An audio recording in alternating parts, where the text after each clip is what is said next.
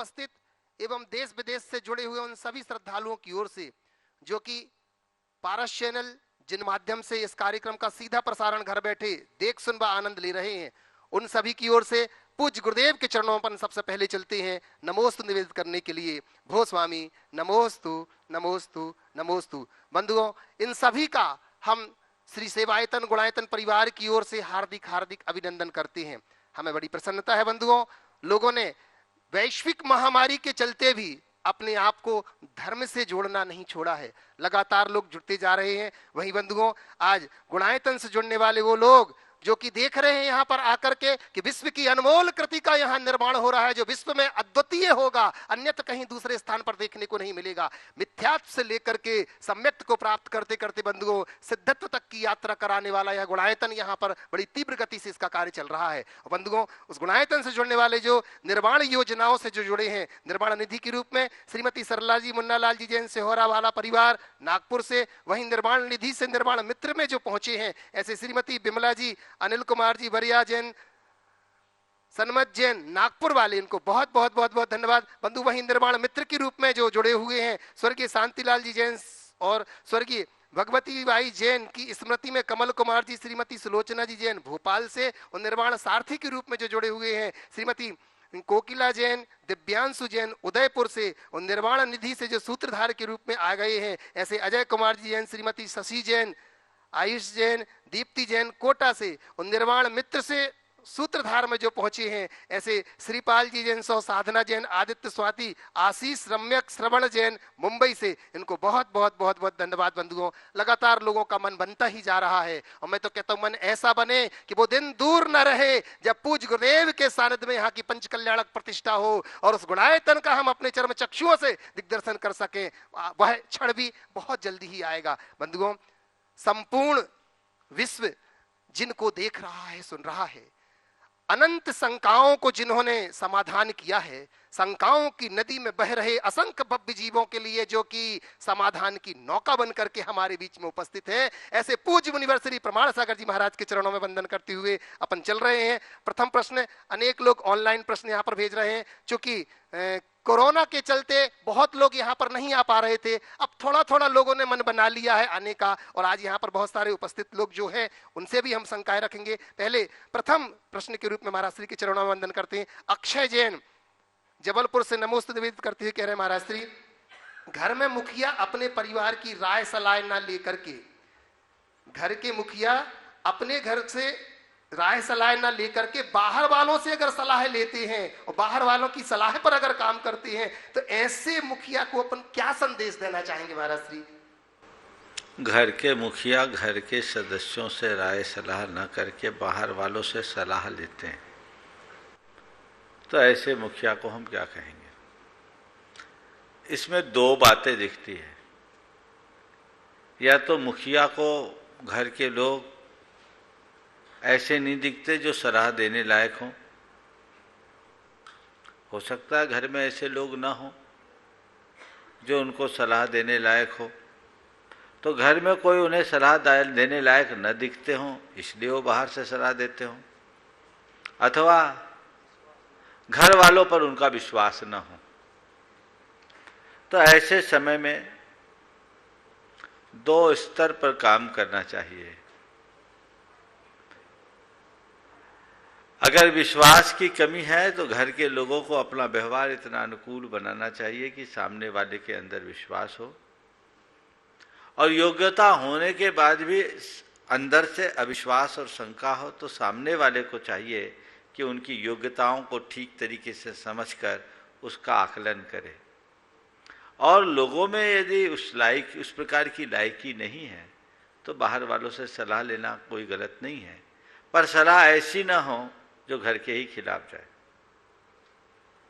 महाराज श्री भूपेंद्र सिंह जी प्रतापगढ़ से, जो कि भावना योग के नियमित करने वाले हैं, आपके चरणों में वंदन करते हुए पूछना चाह रहे हैं कि यदि मुझे क्रोध आता है और मान लीजिए मैं उसको व्यक्त नहीं करता हूं और अंदर ही अंदर दबाए रखता हूं, लेकिन अंदर तो हमारी क्रोध भरा हुआ ही है, तो महाराज श्री उसे मैं क्या समझूं? क्या उसे मैं क्रोध रोकना समझूं या अन्य कुछ? हमें समाधान दीजिए। देखिए, क्रोध को रोकना अच्छा है, पर केवल रोक कर रखना अच्छा नहीं। हमें अलग अलग स्तर पर काम करना चाहिए। सबसे पहले है दमन। कोई भी आवेग आए तो उससे पहले रोको, पर रोको ही नहीं, दमन के बाद विलयन। उस वृत्ति को, अंदर कोई वृत्ति उभरी, जैसे क्रोध की वृत्ति उभरी, तो पहले उसे दबाओ, उसे उस मूवमेंट में रोको, बहो मत, क्योंकि वो वेग बाहर निकल जाएगा तो अनर्थ कर डालेगा। तो क्रोध आया है, पहले उसे दमन करो, उसका दमन करो। फिर दूसरे नंबर पर उसका विलयन करो। विलयन यानी उसको वहीं वहीं घोटो। फिर तीसरे नंबर पर है शोधन। शोधन के दो तरीके हैं, एक है विरोध और एक है निरोध। हम अपने मन में कुछ ऐसी फीडिंग देना शुरू करें कि मुझे शांत रहना है, मुझे शांत रहना है, मुझे क्षमा करना है, मुझे क्षमा रखना है। इस तरह की भावनाएं अपने मन में डालें तो वो हमारी इस वृत्ति का शोधन होगा। और चौथे स्तर पर है मार्गांतरीकरण।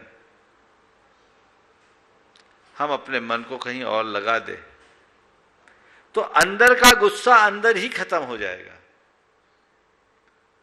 कई बार लोग मजबूरीवश अपने क्रोध को दबाते हैं। दबाते हैं कि नहीं दबाते? बहुत बार दबाना पड़ता है कि कोई ऐसे व्यक्ति के साथ पाला पड़ जाए जो आपको आपके अनुकूल न दिखता हो, और उस समय जैसे मान लीजिए ऑफिस में आपका कोई बॉस है, वो आपको झाड़ लगा रहा है और आप नीचे गर्दन करके चुपचाप सुन रहे हैं, जी सर सर सर सर, इसके अलावा कुछ नहीं। क्या उसकी बातें मीठी लग रही है? क्या हो रहा है? उसके वचनों में प्यार उमड़ रहा है? महाराज अंदर तो गुबार है, लेकिन हमारा विवेक उसे रोक रखा है। क्योंकि इस क्षण यदि हम कोई प्रतिक्रिया करेंगे तो हमारा कैरियर प्रभावित होगा, ये विवेक है। तो उस समय आपने रोका, फिर आप उस पर विचार करते हो, चीजों को देखते, तो धीरे धीरे वो गुबार ठंडा भी हो जाता है। तो हमेशा कोई भी विकार हो, प्रथम चरण में रोककर उसके शोधन की वृत्ति को जगाकर अपने आप को दूसरे काम में लगा देना चाहिए, तभी हम उससे बच सकेंगे। धूलियान से संजय कुमार जी बड़जात्या नमोस्तु निवेदित करते हुए कह रहे हैं, महाराज श्री गुरुवर, वर्तमान में विश्व के ज्यादातर देशों में भगवान महावीर की अहिंसा नीति अपनाई जा रही है, पढ़ाई जा रही है, और हम भगवान महावीर के अनुयायी अपने जैनत्व के अस्तित्व को खोते जा रहे हैं। इसका मूल कारण क्या है? कृपया मार्गदर्शन दीजिए। कई बार सवाल आता है। चीजें पढ़ाई जाना अलग है और जीवन में अपनाना अलग बात है।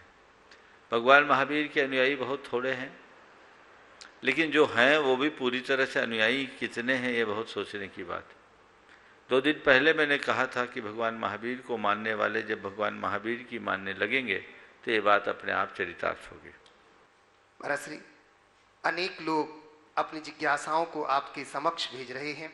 वहीं अंतिम कुमार जी जैन, जो कि अंजड़ जिला बड़वानी से है, नमोस्त निवेदित करते हुए कह रहे हैं कि बिखरा हुआ परिवार और बिखरा हुआ समाज कभी भी वात्साह नहीं बन सकता, लेकिन वह आपस में ही लड़कर के दूसरों को वात्साह जरूर बना देती है। महाराज जी, अंग्रेजों ने भी इसी फूट डालो वाली नीति को अपनाया, भारत पर बरसों राज किया। वर्तमान समय में समाज में या परिवार में व्यक्तियों के अहम की आपस में पुट डालने का काम कर रहा है। तो गुरुदेव, अहम को सोहम में बदलने के लिए कौन से 4 बिंदु हैं? कृपया मार्गदर्शन दीजिए। अहम को सोहम में बदलने के लिए 4 बिंदु आपने पूछी है। मैं तो बोलता हूं 4 की जरूरत नहीं है, केवल एक बात समझ में आ जाए तो सारे कार्य संपन्न हो सकते हैं। वो क्या है? अरहम को पहचान लो। अरहम को समझ गए? अहम सोहम में बदल जाएगा जब तुम अरहम को पहचानोगे। अपने भीतर के परमात्मा को जानो और उस परमात्मा दृष्टि से सब समान है, तो कहीं कोई बड़ा और छोटे का सवाल ही नहीं, तो फिर ये बात ही समाप्त होगी। प्रकाश सिंह जी पहाड़ी अचलकरण जी से नमोस्तु करती हुई कह रहे हैं महाराज श्री, जन्म कुंडली में शनि और दिमाग में मनी रहते हुए गुरुवर घर में संतोष व खुशी कैसे रहे ताकि परिवार में किसी से दुश्मनी ना हो। शनि और मनी रहते हुए परिवार में, घर परिवार में कैसे रहे कि दुश्मनी ना हो। अपने नेचर को फनी बना लो, सब ठीक हो जाएगा।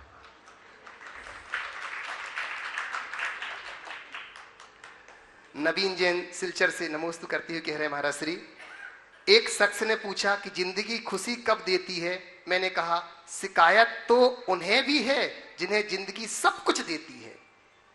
तो गुरुदेव, खुशी को पाने के लिए लोग जीते हैं, तो इस दुनिया में खुशी कौन रह सकता है, सुखी कौन रह सकता है? कृपया समाधान करें। जिंदगी खुशी कब देती है? जब आप दिया, शिकायतें तो उनके पास भी होती है जिन्हें जिंदगी सब कुछ देती है। सवाल करने वाले का सवाल यह है कि जीवन में खुशी क्या है? नीचे की लाइन। तो गुरुदेव, खुशी पाने के लिए लोग जीते हैं, तो इस दुनिया में खुश कौन रह सकता है? बहुत सुंदर। इस दुनिया में खुश कौन रह सकता है? मैं तो एक ही बात जानता हूं, जो अपने में रह सकता है वही खुश रह सकता है। जो औरों को देखता है, औरों के पीछे भागता है, वो कभी खुश नहीं रह सकता। 4 सूत्र देना चाहूँगा सदाबहार खुश बने रहने के लिए। यदि आप खुश रहना चाहते हो तो सबसे पहले जो तुम्हारे पास है उसे पसंद करना शुरू करो। जो तुम्हारे पास है उसे पसंद करो, उधर मत देखो जो तुम्हारे पास नहीं है। ज्यादातर लोगों की यही विडंबना है, जो पास है उसका एहसास नहीं, जो दूर है उसका आभास होता है।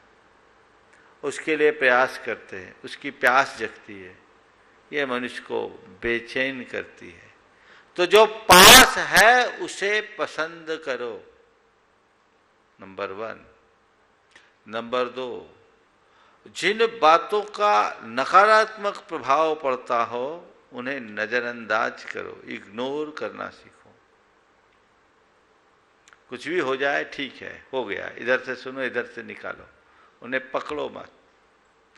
तीसरी बात, अपनी सोच को सदैव सकारात्मक बनाकर रखो। अपने अंदर नकारात्मकता को हावी मत होने दो। और नंबर 4, प्रतिक्रियाओं से अप्रभावित रहने की कला विकसित कर लो। जीवन में कभी दुखी नहीं होंगे। महाराज श्री शुभम जैन महावीर नगर दुर्गापुरा जयपुर से नमोस्तु निवेदित करते हुए कह रहे हैं कि आज हर कोई बड़ी गाड़ी, बड़ा घर, बड़ा मोबाइल और बड़ा बैंक बैलेंस रखना चाहता है, पर बड़ा दिल रखने में संकोच क्यों है? ये जो बाकी चीजें बड़ी हो जाती तो दिल सिकुड़ जाता है। दिल को बड़ा करना है तो बाकी चीजों का व्यामोह छोड़ना होगा। ओ अशोक कुमार जी अहमदाबाद से नमोस्तु करते हुए कह रहे हैं महाराज श्री, कहा गया है कि कर्म बांधने के लिए तो अनेक भाव हैं, किंतु कर्म छोड़ने के लिए मनुष्य भाव एक ही है। महाराज श्री, मेरी जिज्ञासा यह है कि कर्मों की निर्जरा करने के लिए इस भाव में हम क्या करें? कृपया समाधान करें। बिल्कुल सही बात है, कर्म बांधने के लिए अनेक भाव है, पर कर्म काटने के लिए एक मनुष्य भाव ही है। आपने बिल्कुल सही पूछा है कि कर्म को की निर्जरा करने के लिए इस भाव में हम क्या क्या करें। देखिए, एक आम गृहस्थ के लिए मैं कहता हूँ, अगर आप अपने कर्मों को काटना चाहते हैं तो बड़ा सरलतम उपाय देता हूँ। आपको मैं कहूँगा त्याग करो, तपस्या करो, व्रत करो, उपवास करो, तो शायद ये आपके लिए संभव न हो। पर मैं आपको कुछ ऐसी बातें बताना चाहता हूँ जो आपके कर्म की निर्जरा का बड़ा सबल निमित्त बनता है। पहली बात, दुख को सहने का अभ्यास करो। क्या कहा? दुख को सहने का अभ्यास करो। दुख आता है विपत्ति के रूप में, बीमारी के रूप में, वियोग के रूप में, या अन्य किसी प्रकार की विसंगति के रूप में। आपको पता है दुख क्यों आता है? दुख क्यों आया? कभी सोचते हो? जीवन में दुख आया तो वो दुख क्यों आया? बोलिए, क्यों आता है दुख? पाप कर्म के योग से। यही है ना? तो दुख आया है, किस वजह से आया है? पाप कर्म के योग से आया है। इसका मतलब दुख का आना पाप के जाने का साइन है। बात समझ में आ रही है? दुख का आना किसका साइन है? पाप के जाने के लक्षण है। तो जब दुख आए तो चुपचाप सह लो कि ये सोचो ये पाप जा रहा है। सहन शक्ति को बढ़ाइए। आप जितना सहोगे उतना समर्थ बनोगे। तो कुछ भी हो उसे सह लीजिए, सहने का अभ्यास बढ़ाइए। मेरा दुख मुझे ही भोगना है।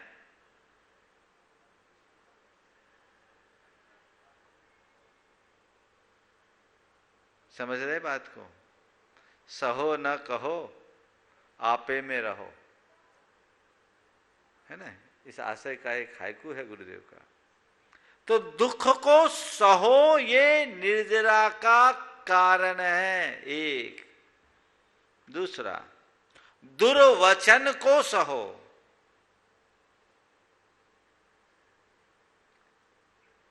कोई आपसे कोई अपशब्द बोल दे, आपने उसे पकड़ लिया तो बंध और मन में द्वंद्व, छोड़ दिया तो निर्जरा और आनंद।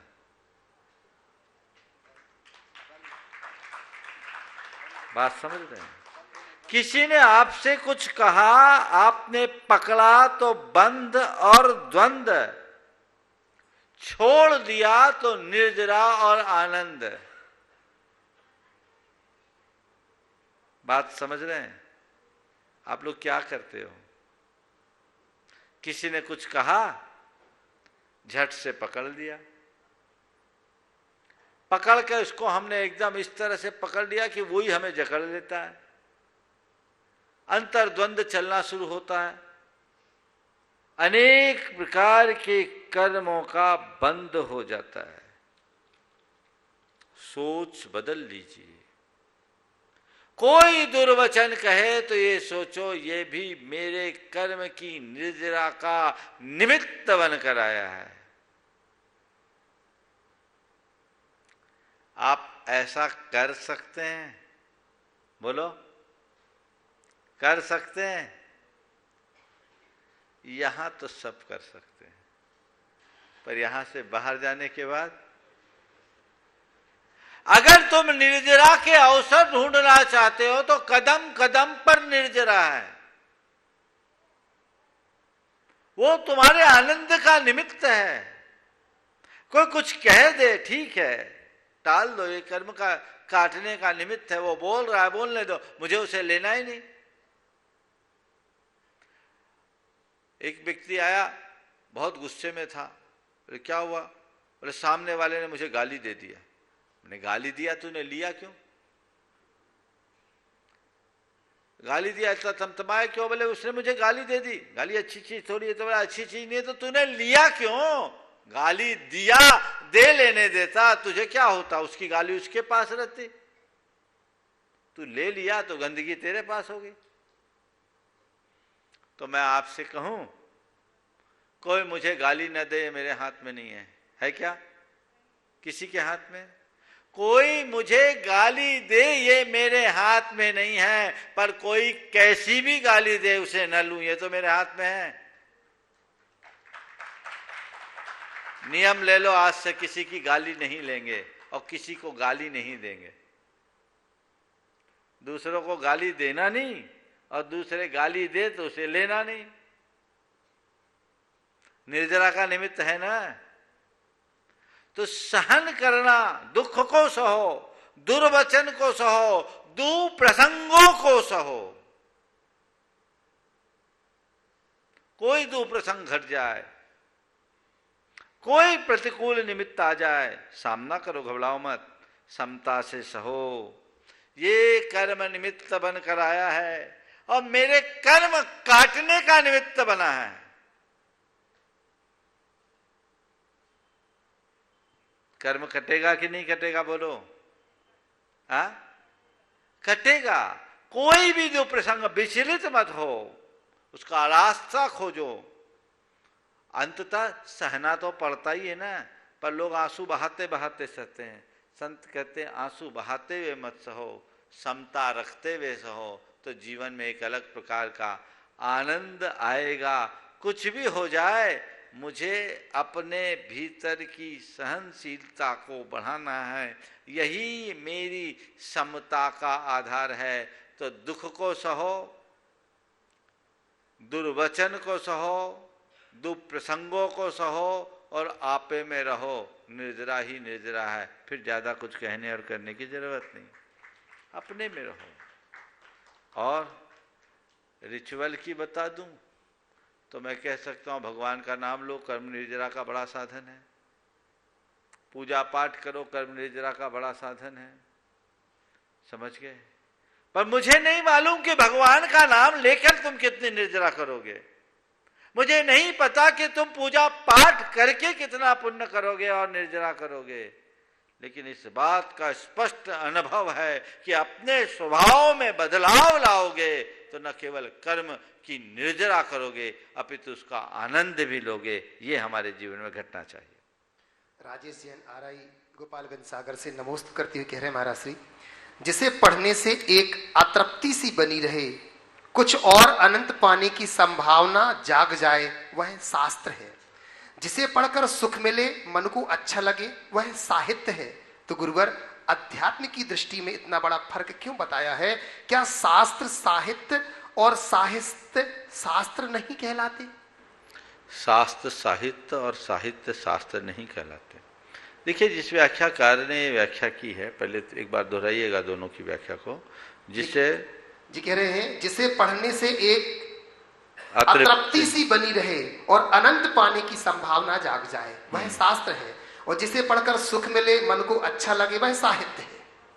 देखिए, ये जो व्याख्या है, ये अपनी अपनी व्याख्या का व्याख्या है, लेकिन मेरी नजर में शास्त्र ही सत साहित्य है। और कौन है साहित्य? हमारे गुरुदेव ने मूक माटी में बहुत अच्छी व्याख्या की।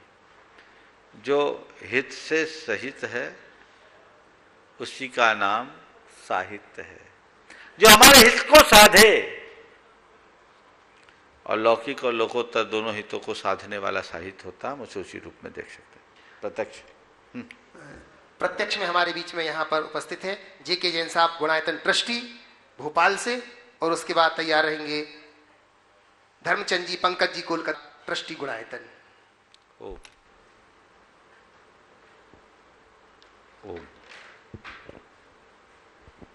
नमोस्तु महाराज, नमोस्तु। महाराज जी, आज मेरे साथ में ईरिया है, इनको बहुत क्वेश्चंस रहते हैं, ये आपसे। हाँ, पूछो पूछो। नमोस्तु महाराज जी। जो जो हमारे भगवान होते हैं, वो कोई तपस्या के टाइम वो कौन सा मंत्र यूज करते हैं? और जो दूसरे भगवान होते हैं, वो तपस्या के टाइम कौन सा मंत्र यूज करते हैं? बहुत बहुत अच्छा सवाल किया है बिटिया ने। भगवान तपस्या के समय कौन सा मंत्र यूज करते हैं? देखो, हमारे भगवान बीतराग हैं, और जब वो तपस्या करते हैं तो किसी और मंत्र का नहीं, केवल अपने अंदर के परमात्मा का स्मरण करते हैं, सिद्धात्मा का स्मरण करते हैं, समझ गए? सोहम सोहम सोहम का ध्यान करते हैं, उसी से वो परमात्मा बनते हैं, समझ गए? धर्मचंद जी पंकज जैन कोलकाता से। बेटी पूछे, हाँ बोलो, नाम बोल दो अपना।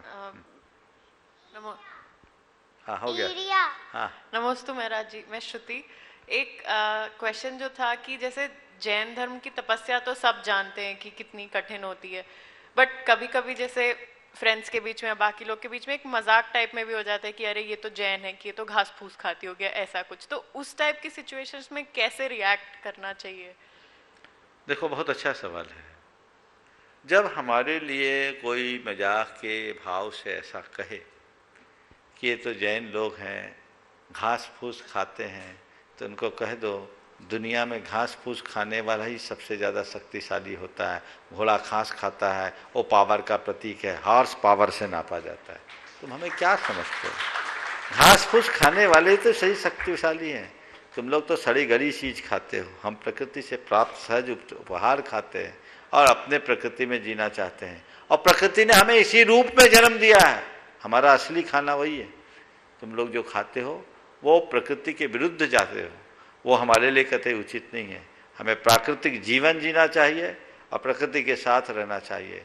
तुम लोगों ने प्रकृति के साथ छेड़खानी की, उसका नतीजा पूरा विश्व भोग रहा है। अभी भी अच्छा है कि तुम भी घास खाने लगो, सारी दुनिया ठीक हो जाएगी। धर्मचंद जी पंकज जी जैन कोलकाता ट्रस्टी गुणायतन, और इसके बाद तैयार रहेंगे विजय जैमिनी जी जैन छीपानेर से। मंच पर विराजित दोनों गुरुओं को धर्मचंद जी मोदी परिवार कलकत्ता की तरफ से बारंबार नमस्कार, बारंबार नमोस्तु।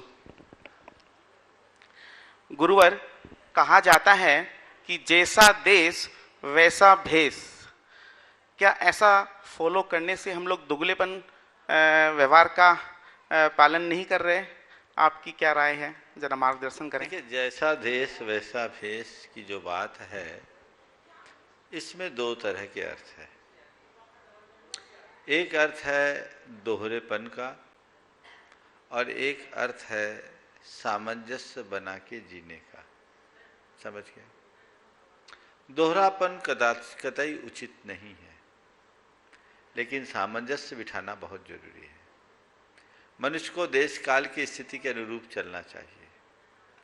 तो मैं इसे सकारात्मक रूप में लेता हूँ और ये कहना चाहूँगा, जैसा देश वैसा भेष, यथा अवस्था तथा व्यवस्था। तो समयानुरूप मनुष्य को ढालना चाहिए। अपना जीवन पानी जैसा हो जो हर बर्तन में जा सके, बर्फ न बने कि उसे कूचना पड़े। समझ गए? ओ विजय जैमिनी जैन छीपानेर से, और तैयार रहेंगे अलका रूपेशी जैन नागपुर से। पूज्य वीर सागर नमोस्तु महाराज जीवन के भाई। सेंटर। नमोस्तु महाराज जी, नमोस्तु नमोस्तु। बोलो। महाराज जी, मैं 15 साल से जैन समाज में जुड़ी हूँ और अभी भी मुझे लगता है कि मेरे में कुछ ना कुछ कमी है। तो अभी मैं ये जानना चाहती हूँ मुझे क्या करना चाहिए जो जैन समाज का जैन समाज से मैं ज़्यादा जुड़ी रहूँ। जैन समाज से बाद में जुड़ना, जैन धर्म से पहले जुड़ो। समझ गए? तो जैन धर्म के मर्म को जानो, जैन धर्म की आधारभूत बातों का अध्ययन करो। जैसे जैसे जैन धर्म की बातें तुम्हें समझ में आने लगेगी, तुम्हारा हृदय जैन हो जाएगा, और जिस दिन तुम्हारा हृदय जैन होगा, फिर तुम्हारे लिए इन सब चीज़ों की कमी ही नहीं खटकेगी। अपना काम करोगे, आगे बढ़ो। अलका रूपेश जैन पूज्य वीर सागर जी महाराज के गृहस्थ जीवन के भाई नागपुर से, और तैयार रहेंगे जैल मिनल परिवार नागपुर से सोनू सिंह जी। महाराज श्री के चरणों में नमोस्तु नमोस्तु नमोस्तु। महाराज श्री, मेरा प्रश्न ये है कि आज हम माँ बाप अपने बच्चों को बड़े से बड़े कोचिंग इंस्टीट्यूट में भेजते हैं कि वो अच्छे से अच्छे हायर एजुकेशन मिल सके उनको। बाद में यही बच्चे बाहर जाकर अपनी जॉब करते हैं, फॉरेन चले जाते हैं, फिर ये वापस अपने माँ बाप के पास नहीं आते। तो हम माँ बाप क्या करें? अपने बच्चों को बाहर इंस्टीट्यूट में भेजें कि हम अपने पास ही रखें? माँ बाप स्वार्थी न बने, अपना दायित्व पूरा करने की जिम्मेदारी निभाएं। वर्तमान में देश काल की स्थिति ऐसी हो गई, उच्च शिक्षा के लिए लोगों को जाना ही पड़ता है। बस हम ये कहेंगे मोह माया कम करें, एक जिम्मेदारी करें तय कि हम अपने बच्चों को पैरों पर खड़ा करने तक अपनी जवाबदारी निभाएंगे, और जब बच्चे अपने पैरों पर खड़े होकर अपनी दुनिया बसाएंगे, हम अपने आध्यात्मिक उन्नति के मार्ग में अपने आप को लगाएंगे। इधर लग जाओगे तो जीवन में भला ही भला है और कोई दूसरा रास्ता नहीं है। मैं कहूँ कि बच्चों को उच्च शिक्षा में मत भेजो, बच्चे कोसेंगे, समझ गए? इसलिए बच्चों को अपना बच्चा मानो, उन्हें अपना एसेट मानने की भूल बंद करो। बच्चों को अपना एसेट मत मानो, बच्चे अब किसी के नहीं हैं। ज़्यादातर जितने बैठे देखो सबके बच्चे दूर दुनिया में हैं, लेकिन इधर लग गए सो मजे में।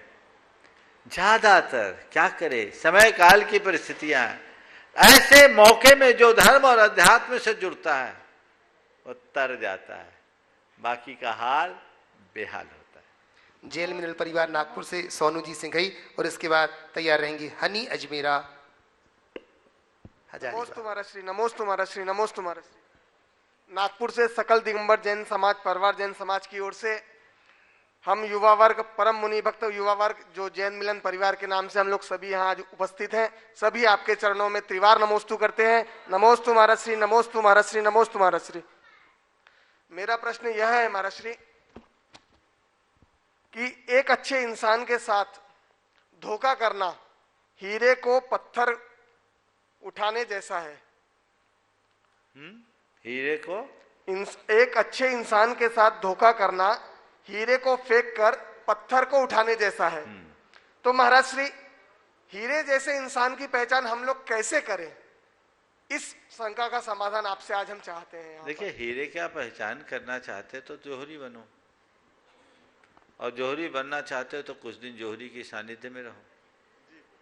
कांच की दुकान में बैठकर हीरे की परख नहीं हो सके, समझ गए? तो जो यथार्थ में पार किए हैं, जो स्वयं जोहरी हैं, उनकी शरण में जाओ, न केवल हीरे को पहचानोगे, अपितु उनने तराश दिया तो खुद को हीरे जैसा बना लोगे। अभी भी तुम्हारा श्री, अभी भी तुम। नमोस्तु तुम्हारा श्री, नमोस्तु, नमोस्तु तुम्हारा श्री। हनी जी अजमेरा, और तैयार रहेंगे अर्चिता सनमती नागपुर। वास्तव में आचार्य भगवंत को हीरा कहें कि पूज्य मुनिवर को हीरा कहें, उनको जोहरी कहें कि इनको जोहरी कहें, उन्होंने इनको खोज लिया और इन्होंने उनको खोज लिया। नमोस्तु गुरुदेव, नमोस्तु गुरुदेव। एक बात बोलूं, थोड़े दिन जो जोहरी के पास रह लेता वो जोहरी अपने आप बन जाता है। बोलो गुरुदेव। न्यूटन का थर्ड लॉ है, to every action there is, फिर से बोलो। हाँ। न्यूटन का थर्ड लॉ है, to every action there is equal and opposite reaction. और आजकल हम जैसे यूथ का भी किसी भी सिचुएशन में रिएक्शन बहुत इंस्टेंट है, तो हम इस चीज को कैसे इम्प्रूव करें? देखिए, न्यूटन का जो नियम है वो प्रकृति से कंट्रोल्ड है, तो उससे कोई प्रॉब्लम नहीं होती। लेकिन आज जिस यूथ के रिएक्शन की बात कर रहे हो वो प्राकृतिक कम है, आर्टिफिशियल ज़्यादा है, और उसके परिणाम भी गलत हैं, क्योंकि वो एक प्रकार की विकृति है, निगेटिव रिएक्शन है। और एक बात और समझना, वस्तु का रिएक्शन कई बार सृजनकारी भी बनता है, पर व्यक्ति का रिएक्शन प्रायः विध्वंसक होता है। इसलिए हम अपने रिएक्शन पर विचार करें, और ये रिएक्शन हम रेगुलेट कर सकते हैं, अपने हाथ में है नियंत्रण।